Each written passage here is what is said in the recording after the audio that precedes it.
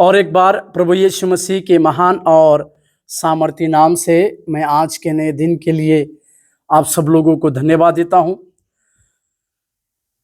परमेश्वर हमारी ज़रूरतों को पूरा करने पाए, क्योंकि वो हमारा यहोवा यीरे परमेश्वर है। प्रकाशित वाक्य 2 अध्याय और 10वें वाक्य को देखिए। प्रकाशित वाक्य 2 अध्याय और 10वें वाक्य को देखिएगा।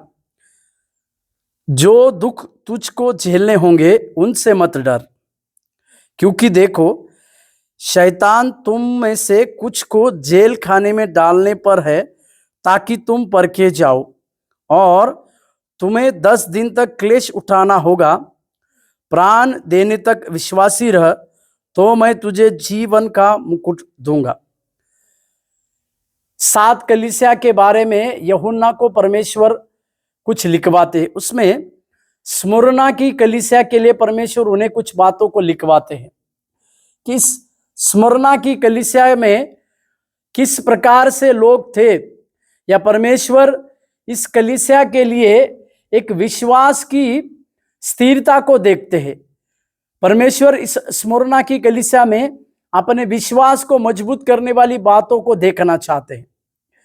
मेरे प्यारों, हमारे जीवन में मसीह जीवन को जीते समय कई एक बार विश्वास परखा जाना होता है, और हमारा परखा जाने वाला विश्वास ही हमें मसीह में ना केवल स्थिर करता है, पर मसीह से हमें वो प्रतिफल पाने के लिए भी बड़ी बातों को लाता है। यहां पर देखिएगा 10वें वचन में उस कलीसिया के लिए स्पष्ट रीति से यूहन्ना को परमेश्वर लिखता है कि इस कलीसिया के लोगों को दुख झेलने होंगे, पर परमेश्वर कहते उनसे मत डरो।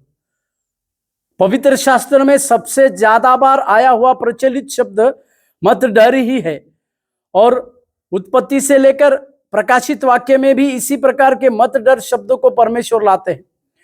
इससे हम ये बात सीखते हैं कि परमेश्वर की यह इच्छा नहीं है कि उसका जन किसी भी प्रकार से डर में रहे, उसका जन किसी भी प्रकार से डरे। यहां पर परमेश्वर उनके दुखों को झेलने होंगे पर के कहते हैं, और उनसे मत डरने के लिए कहते। साथ ही साथ परमेश्वर किन लोगों को जीवन का मुकुट देता है, इसके लिए एक व्याख्या के रूप में परमेश्वर इस स्मुरना की कलीसिया के बारे में लिखते हैं। किन लोगों को परमेश्वर अपने जीवन का उस मुकुट को देगा, तो उसके लिए शैतान कुछ लोगों को जब जेल में डालने पर है, ताकि उन लोगों का विश्वास परखा जाए और 10 दिन तक उन्हें क्लेश उठाना पड़े।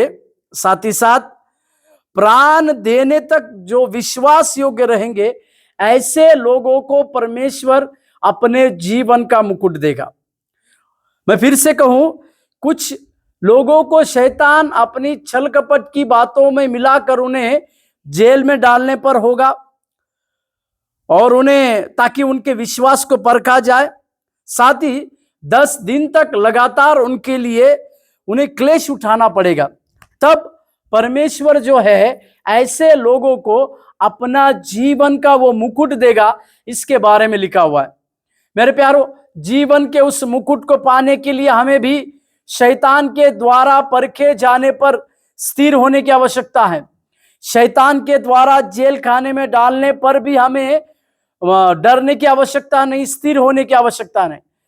किसी 10 दिन के उस क्लेश के काल में भी हम परमेश्वर की बातों को समझने के लिए अपने जीवन को सौंपने की आवश्यकता है। इसी प्रकार से अपने जीवन को जीने वाले व्यक्ति के लिए परमेश्वर उस जीवन के मुकुट की बातों को रखता है, जिसे आप और हम प्राप्त करने लायक बने। आज सवेरे के समय में इसी जीवन के मुकुट को पाने वाली बातें आपके और मेरे जीवन में होने पाए। प्रभु आपको आशीष दे। धन्यवाद।